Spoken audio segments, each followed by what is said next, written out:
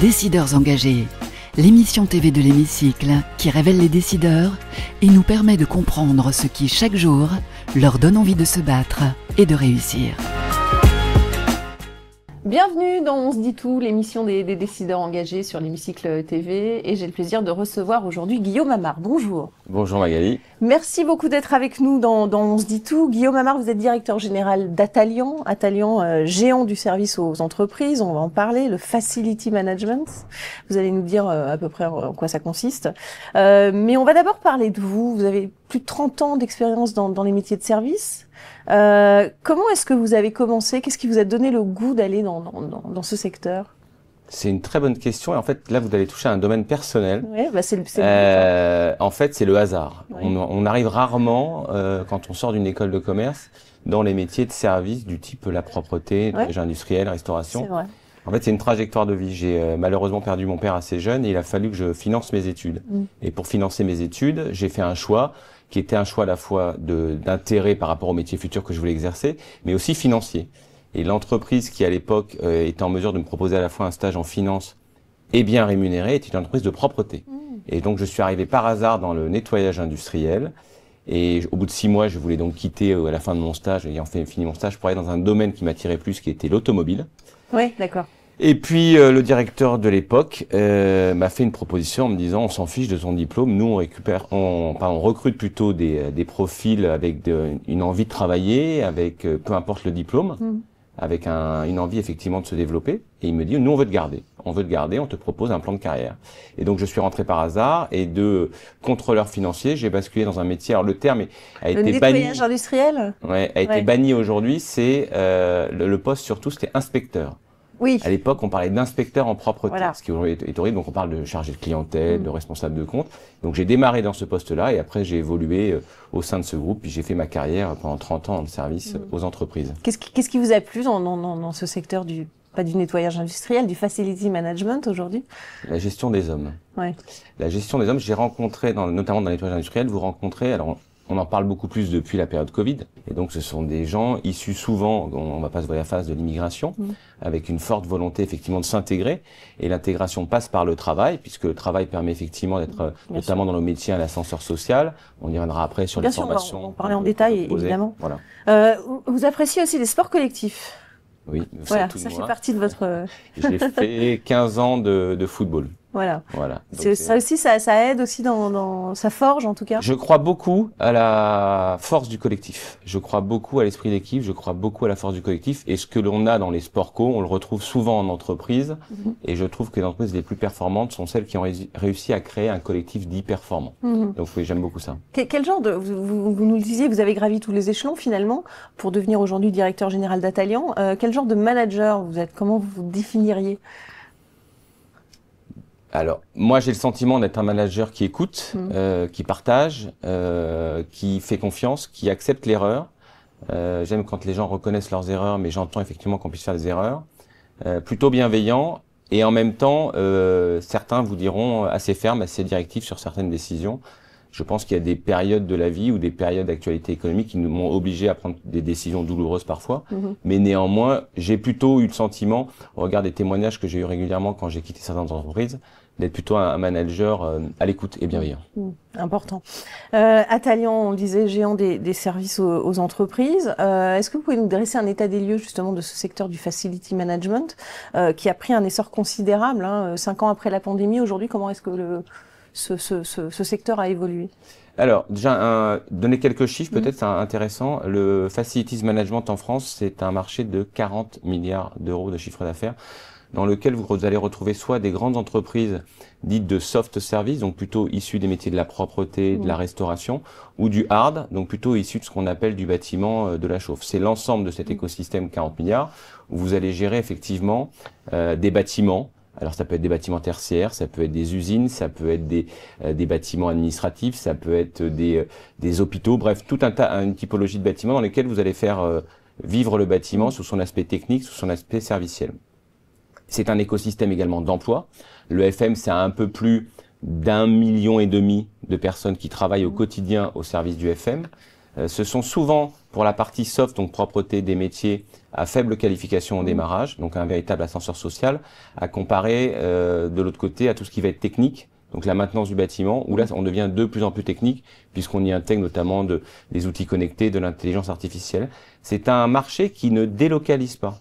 Ça, c'est important, parce que souvent, au MEDEF, on oppose l'industrie au service, le service aux entreprises ne délocalise pas. Vous allez avoir de la technologie, mais la production des services se fait localement.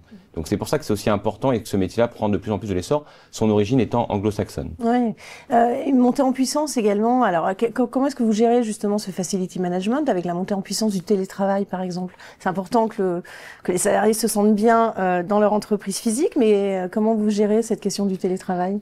Le principe d'une entreprise de service, c'est de s'adapter. Eh oui. Donc, post-pandémie, on s'est retrouvé face à une situation où nos clients nous ont dit, on réduit la voilure, télétravail, on réduit les mètres carrés, on voit la crise de l'immobilier, on a beaucoup de bureaux qui sont vides, on a non seulement des mètres carrés en moins, et on a une fréquentation des bâtiments qui n'est pas la même. Donc, en fonction du métier qu'on adresse, ça va être plus ou moins compliqué. Je vais vous donner un exemple. La restauration collective a dû totalement se réinventer par le fait que certains lundis et certains vendredis, il y avait une chute vertigineuse des personnes qui venaient au restaurant. La propreté, ça va être une réduction des mètres carrés à entretenir. Mais post-Covid, on a besoin maintenant de rendre visibles les invisibles. Donc on met de plus en plus des gens en journée, du personnel en journée, pour s'assurer que l'ensemble des locaux soit entretenu. Ça rassure les gens de voir. Je ne sais pas si vous avez vu le changement dans nos métiers, où avant, fallait surtout pas voir les agents de propreté. Absolument. Vous prenez le TGV, vous voyez un agent de propreté qui passe. Vous êtes dans les centres commerciaux, vous les voyez avec des belles tenues. Donc on a besoin de rassurer. Donc sur certains métiers, ça a eu un impact. Ça met en valeur le personnel. Ça met en valeur le personnel. Concrètement, oui. Mais ça, je crois qu'au départ, l'objectif c'est de rassurer, de rassurer les gens en disant, vous savez, quand le sentiment que c'est propre, parce que soit ça sent bon, soit on voit quelqu'un faire. Alors, cette question du télétravail, est-ce que vous apportez aussi de la facilité aux personnes qui sont en télétravail? Est-ce que c'est un enjeu finalement à gérer aussi? Alors, pour les collaborateurs de nos clients. Oui. Pour les collaborateurs de nos clients, ça va dépendre de la typologie de l'activité du client, de la typologie, de la localisation du site. Donc nous, notre vocation, c'est de trouver des solutions en fonction du métier. On va prendre le métier par exemple de la propreté, on va notamment travailler sur des réductions les lundis et vendredis des surfaces à entretenir. Donc on travaille avec le client sur des zones que l'on va réduire. On va également travailler sur des solutions en termes d'animation. Moins de personnel à gérer ou ça veut dire c'est pas forcément moins de personnel parce qu'on va passer de façon plus fréquente sur des zones plus petites puisqu'on va densifier la présence. Après, le travail aussi d'entreprises de services comme les nôtres, c'est de faire revenir les gens au bureau. On a beaucoup parlé d'hospitality management, parce que vous lisez comme moi la presse économique et on voit bien que beaucoup de directeurs de décideurs de grands groupes, certains grands groupes internationaux, on dit on arrête le télétravail, tout le monde revient au bureau. C'est vrai. Juste milieu entre les deux, je pense. En tout cas, en France, on aura du mal à revenir à 100%. Donc l'enjeu, c'est de les faire revenir. Facility management, comment est-ce qu'on fait du facility management durable? Ça aussi, c'est un gros enjeu, j'imagine, pour vous. C'est un gros enjeu sur certains piliers, puisque nous, on est d'abord une entreprise à forte dominante de main-d'œuvre. Donc, nous, notre asset, c'est essentiellement les hommes et les femmes qui travaillent. Donc, on va d'abord être sur tous les sujets d'inclusion, de diversité, de situation de handicap, on y reviendra après. Bien sûr. Et puis après, on va voir tous les sujets, notamment dans la propreté, de limiter l'utilisation de l'eau, par exemple. Absolument. Donc, on va travailler sur des solutions de nettoyage à sec sans effectivement trop d'eau, des produits qui vont être responsables de la planète. On va voir tout ce qui est déplacement du personnel, donc la mise en place d'une flotte de véhicules électrifiés. Donc, on travaille sur tous ces sujets-là. Le fait aussi de faire attention à la localisation de nos collaborateurs par rapport au lieu de travail pour limiter l'impact en temps de déplacement. Donc on a tous ces sujets-là intégrés dans le fonctionnement quotidien de nos entreprises et s'adapter bien évidemment aux clients. Alors vous diriez aussi que le facility management participe à la performance de l'entreprise, ça doit être considéré comme une priorité stratégique ou pas? Alors c'est devenu une priorité dans les entreprises, encore une fois, post-Covid. Avant, on ne savait même pas qui s'occupait de ce qu'on appelait avant les services généraux d'une entreprise. C'est devenu ce qu'on appelle les services à l'environnement de travail. Et aujourd'hui, on prend conscience que la gestion d'un bâtiment, et encore une fois pendant la crise, parce que quand il a fallu du jour au lendemain fermer des bâtiments, réorganiser tout, faire revenir après les gens au bureau, on s'est aperçu que derrière tous ces services qui étaient rendus au quotidien, il y avait des hommes et des femmes qui œuvraient. Donc oui, ça contribue à la performance, puisqu'aujourd'hui, pour faire revenir les gens au bureau, il y a besoin d'avoir des locaux attractifs, des locaux agréables, avec du beau mobilier, avec avec effectivement des bonnes prestations de restauration. Des bureaux connectés, gestion Et on sort là d'un salon de 3 jours dans ce secteur d'activité qui a connu encore un succès fou, qui est à la Porte de Versailles, et c'est un salon qui existe depuis une trentaine d'années. Vous avez tous les professionnels de l'environnement de travail qui se retrouvent là-bas, que ce soit du mobilier de bureau, de l'entretien, de la distribution automatique, du déménagement. Voilà. Alors on va parler du recrutement des collaborateurs. Comment est-ce que, parce que c'est des métiers qui sont souvent en forte tension, vous disiez recours à l'immigration, évidemment. Comment est-ce que vous faites face justement à ces problématiques? Alors, on a la chance dans certains pans d'activité du métier d'avoir ce qu'on appelle un transfert automatique du personnel. Néanmoins, ça ne suffit pas. Donc, on a une fédération professionnelle dans la propreté qui travaille énormément dans tout un cursus de formation, la fédération des entreprises de propreté. Et en parallèle de cela, on va avoir tout un travail effectivement d'attirer un certain nombre de talents. Alors, on va chercher les Cabanton, des jeunes qui sont plutôt sortis du système scolaire traditionnel, pour les mettre effectivement dans une dynamique de CAP, BEP, bac professionnel, ce qu'on appelle en hygiène propreté, pour les faire évoluer. La même chose en maintenance et énergie, et la même chose également sur la sécurité et sûreté, qui recrute énormément et qui fait face à une pénurie de main-d'œuvre. Une main-d'œuvre féminine, plutôt masculine, féminine, ou c'est dans la propreté plutôt féminine, dans la sécurité plutôt masculine. Et dans tout ce qui va être accueil en entreprise, plutôt féminine également. On va passer à la question de Action Philippe Strait, justement. On va parler du handicap à présent, c'est juste après le jingle.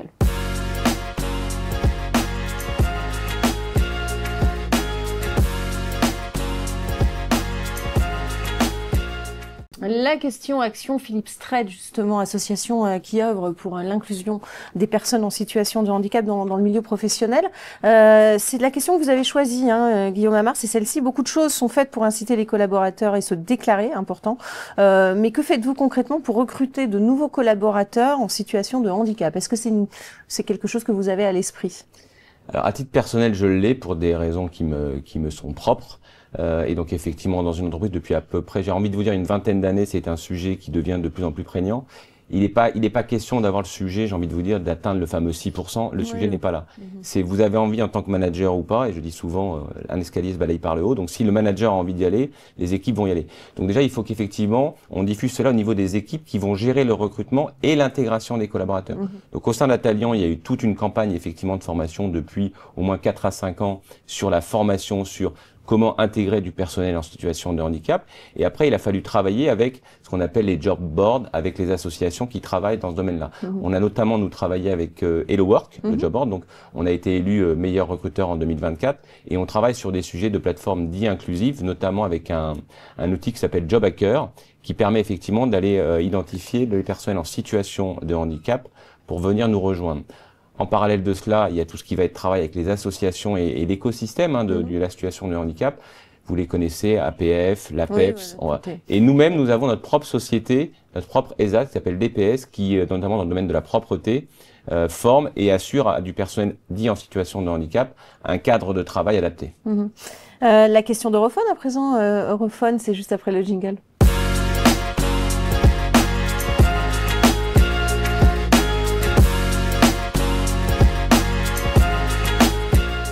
La question d'Europhone, Europhone qui est le partenaire du développement commercial B2B des entreprises.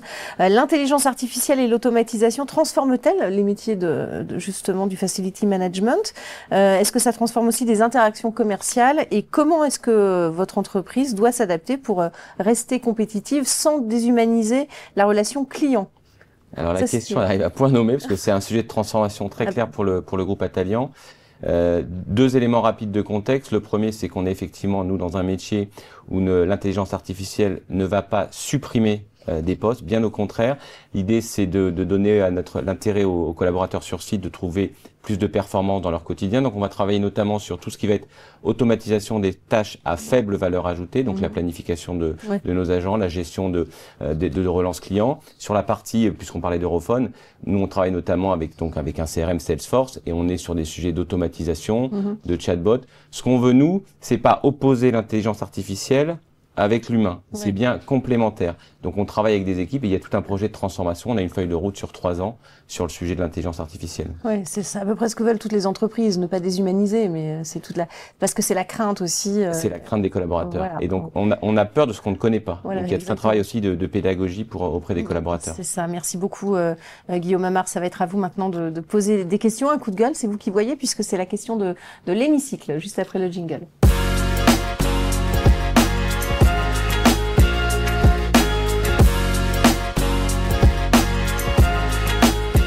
La question de l'hémicycle, ça va être à vous de parler à présent, interpeller nos hommes et nos femmes politiques. Qu'est-ce que vous avez envie de leur dire justement sur le peut-être sur autre chose d'ailleurs, hein, pas forcément le facility management. C'est à vous, face caméra, vous avez 1 à 2 minutes. Alors, messieurs les députés, messieurs les sénateurs, moi ce qui me choque le plus aujourd'hui depuis 30 ans que je suis dans les métiers de service, c'est que j'entends parler de choc de simplification. Et malheureusement aujourd'hui, je constate que dans le choc de simplification, c'est plutôt de la complexification au quotidien. Quelques chiffres sont sortis et je vais vous les rappeler. C'est que rien que sur le code de l'environnement, on a augmenté quasiment de 670% les normes en 20 ans. Et puis sur le code du commerce, on les a augmentés de 685%. Donc pour nous aujourd'hui, entrepreneurs, employeurs de grands groupes, où on cherche de l'agilité, de la réactivité, on doit être confronté à pas mal d'internationalisation. Je ne vous cache pas que toutes ces normes, qui au départ partent peut-être d'un bon sentiment, ne font que contraindre les employeurs alors à systématiquement s'adapter. Mais pendant ce temps-là, d'autres pays vont beaucoup plus vite sur certains sujets parce qu'ils ont moins de normes. Et le deuxième coup de gueule, il est par rapport à l'éducation nationale. C'est un sujet qui me tient à cœur. C'est celui effectivement d'apprendre les gestes de premier secours le plus tôt possible dans le cadre du parcours scolaire, puisque je considère que tout ce qui va être brevet de secouriste, sauver, utiliser un défibrillateur, sont des sujets extrêmement importants et malheureusement pas encore assez connus dans la société. Ouais, beaucoup d'entreprises le font, ça, justement sensibiliser aux Alors nous, secours, on le fait, enfin moi je le fais depuis de nombreuses années avec une association. De le rendre obligatoire, c'est ça? Oui, à l'école. D'accord. Les gestes qui sauvent, c'est pas énorme. On a appris aux enfants à conduire un vélo, ce qui est très bien. On leur apprend à traverser la route. Apprendre à nager aussi. Voilà. Donc moi, c'est une cause qui me tient à cœur. Très bien, le message entendu. En tout cas, merci beaucoup. Merci d'avoir participé à notre émission. Merci à vous pour votre fidélité. On se retrouve très très vite pour un prochain numéro. Décideurs engagés, l'émission TV de l'hémicycle qui révèle les décideurs et nous permet de comprendre ce qui, chaque jour, leur donne envie de se battre et de réussir.